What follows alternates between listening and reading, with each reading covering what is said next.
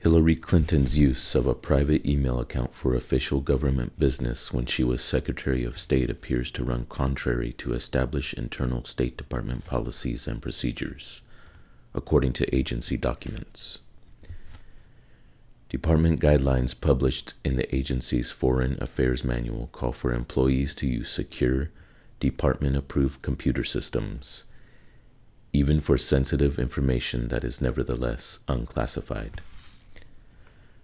A diplomatic cable from 2011 under Mrs. Clinton's name instructed agency employees to avoid using their personal emails for government business. Mrs. Clinton became Secretary of State in 2009. The revelations this past week that Mrs. Clinton, a likely 2016 presidential candidate, exclusively used a private email account housed on her own server has raised questions about the propriety, security, and purpose of the arrangement. During Mrs. Clinton's time at State, Department guidelines in place since 2005 said sensitive but unclassified information, including communications related to the internal deliberations of the department, shouldn't be sent on unencrypted channels due to the high risk of hacking and espionage. The State Department didn't provide details on what, if any, security they deployed to meet those requirements. A representative for Mrs. Clinton didn't respond to a request for comment. Both the letter and the spirit of the rules permitted State Department officials to use non-government email as long as appropriate records were preserved, Clinton spokesman Nick Merrill told the Wall Street Journal earlier this past week.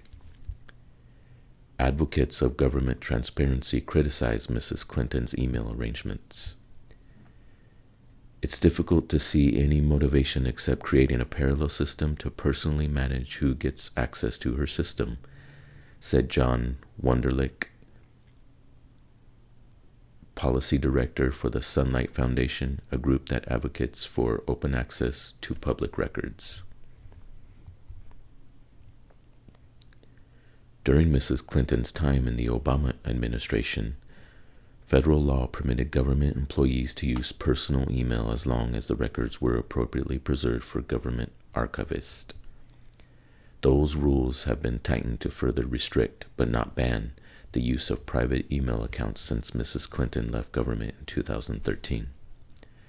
Marie Harf, a State Department spokeswoman, said the Foreign Affairs Manual was a department document and didn't carry the force of law. She also said a memo to diplomatic staff around the world bearing Mrs. Clinton's name and discouraging the use of personal emails was colloquial guidance, not a mandate. That memo was first reported by Fox News. There was nothing in place at this time that prohibited her from using a personal email account for official business as long as the records were eventually preserved, Mrs. Harf said Friday at the State Department news conference. The controversy has prompted two congressional committees to look into the email arrangement. The State Department is also reviewing which documents should be released. The Republican-led Select Committee investigating the 2012 Benghazi attacks issued a subpoena earlier this week, while the Committee on Oversight and Government Reform, also GOP-led, is considering its own subpoena. Mrs. Clinton has asked the State Department to review the roughly 55,000 pages of emails she provided to the department for public release, an effort that officials said could take many months. The department will use the standards laid out by the Freedom of Information Act to decide which of Mrs. Clinton's emails need to be withheld or redacted, a spokeswoman said Friday. The act generally allows the government to shield classified national security information, the internal deliberations of an agency, the information of private citizens, material on law enforcement investigations, and other sensitive information. The State Department review could potentially uncover possible violations of State Department policies relating to the sending of sensitive but unclassified information on Mrs. Clinton's accounts.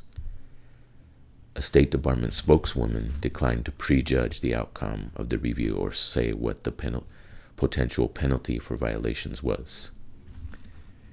The Obama administration has moved to distance itself from the controversy, with White House senior advisor Valerie Jarrett saying on Bloomberg TV that President Barack Obama has long believed in transparency and open access to records.